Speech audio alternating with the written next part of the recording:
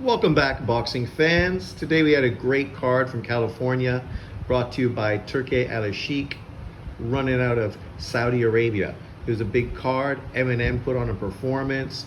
We had quite a few upsets, which obviously surprised a lot of people, and a few performances that were a little disappointing, and a few scorecards that people were a little unhappy with.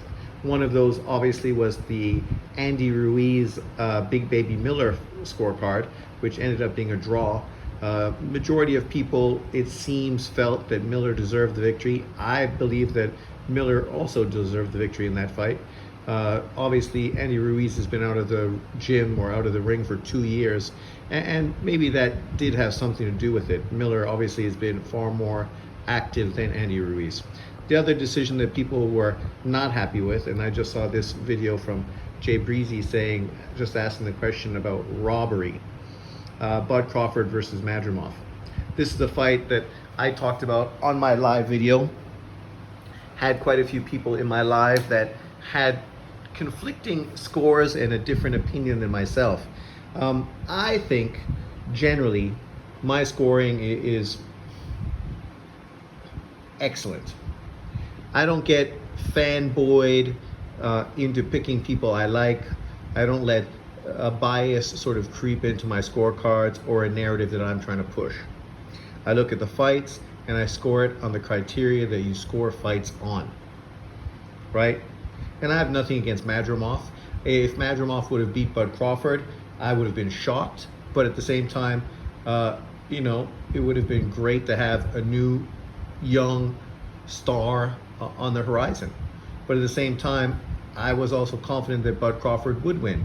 More experience, and I think just the better overall fighter. And I think that's exactly what we saw today.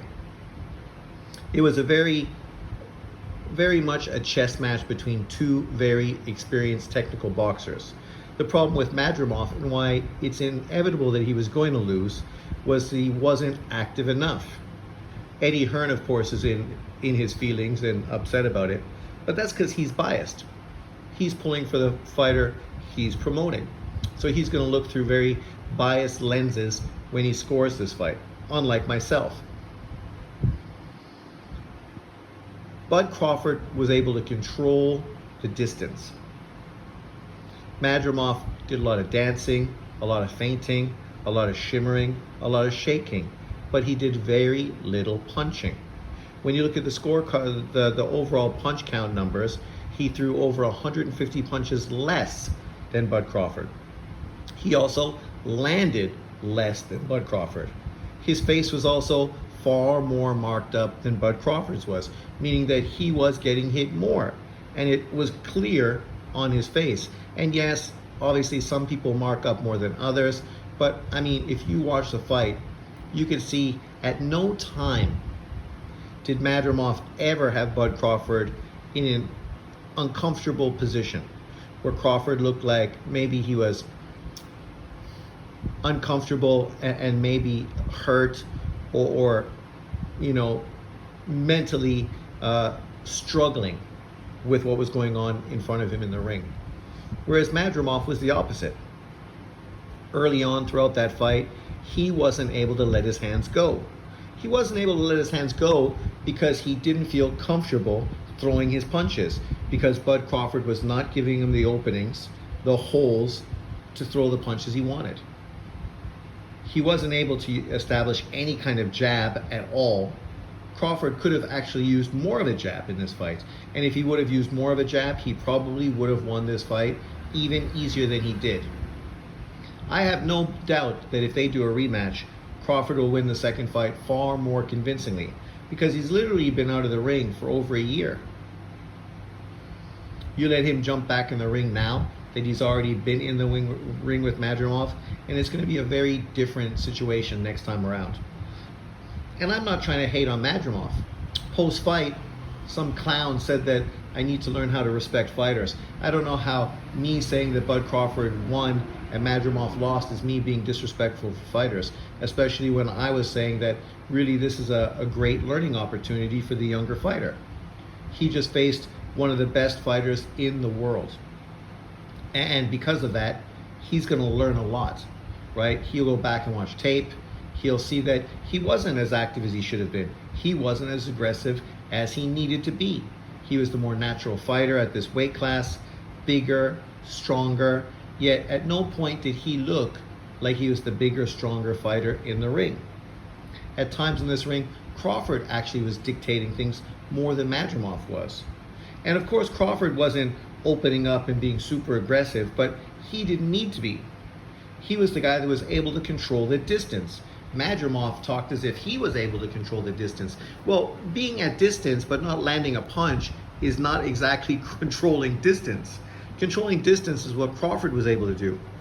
Able to keep you out of range, but keep you close enough where he was effectively able to hit you when he wanted to be. At times in this fight, Crawford was even backing Madrimov up, right? And I heard people try to compare Madrimov to Golovkin. You can't compare Madrimov to fucking Golovkin because they're not even close to being the same fighters. Madrimov doesn't hit anywhere as hard as Golovkin, and he doesn't have a fucking jab nearly as effective as Golovkin does. Golovkin's best weapon, above everything, was his jab, which would keep him in fights, even if he was too old and in with fighters that were maybe too good for him. His jab was good enough that he would stay competitive and in a fight. Madrimov wasn't able to land a jab, was ineffective for the majority of the fight. Sure, he landed a few lead rights. Early on throughout this fight, I said the best punch for him was the lead right, because he wasn't able to establish his jab. He should have led with his right hand, which he had a lot of success with. But he didn't throw it that much. He wasn't able to get to the body. I was saying that obviously Canelo talked about how he would beat Bud Crawford, and he would by getting to the body and breaking Crawford down to the body. Madrimov was unable to get into range to actually throw punches to Bud Crawford's body. Right? Like, I think if you're being a fair, honest boxing fan and you looked at this fight, there's no way you could think Madrimov won this fight. And to get into your feelings thinking that somehow it was a robbery or that the scorecards were too wide. 116, 114 is definitely not too wide. I think Mannix's scorecard was maybe even bigger than that, right? My scorecard, I think I had it, what was it? 8-4, which I think is 116 to 112, if I'm not mistaken. So two of the judges had it exactly the same as me. And as I say, this is not me hating on Madrimov. I had nothing against Madrimov.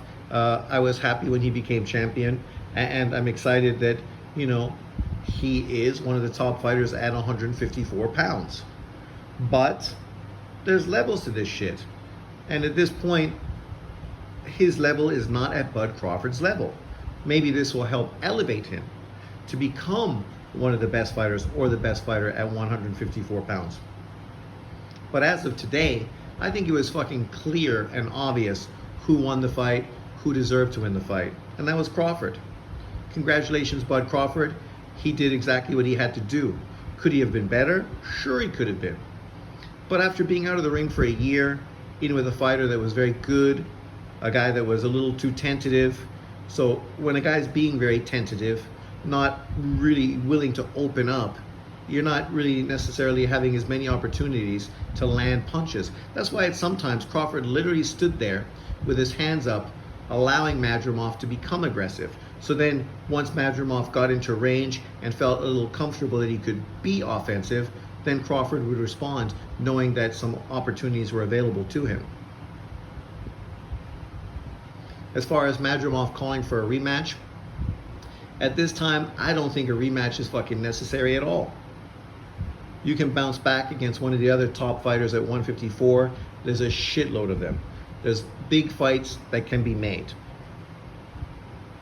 For Crawford, I think now is the time for him to face Ortiz, which obviously Turki Al-Sheikh said that he would be interested in making if Canelo Alvarez didn't want the Bud Crawford fight.